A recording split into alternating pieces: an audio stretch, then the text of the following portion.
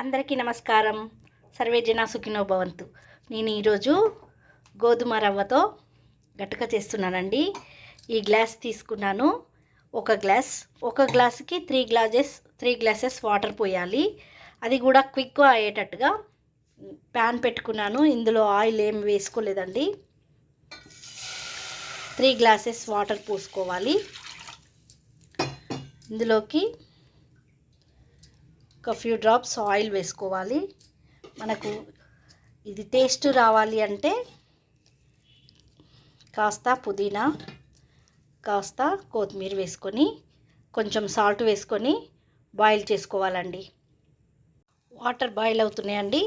ఇందులోకి మనము తీసి పెట్టుకున్న గోధుమ రవ్వ వేయాలి. గోధుమ రవ్వ వేసి ఇలా కలుపుకొని మూత పెట్టి ఒక 10 మినిట్స్ బాయిల్ చేయాలి.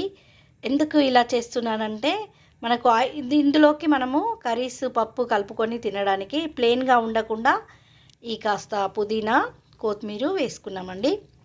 ఇది చాలా టేస్ట్గా ఉంటుందండి. మీరు కూడా ఒకసారి ఇలా చేసి చూడండి. గోధుమ రవ్వ ఉడికిందా చూద్దామండి. ఇప్పుడు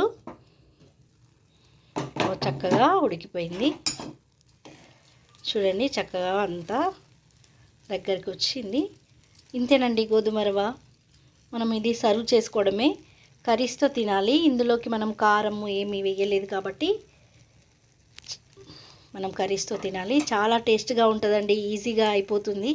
చూసారు కదా, తాలింపు ఎలాంటిది వేయకుండా ఇలా ఈజీగా చేసుకొని మనం కర్రీస్తో తినొచ్చు. చాలా టేస్ట్గా ఉంటుంది. మీరు కూడా ఒకసారి ట్రై చేయండి. Thank you.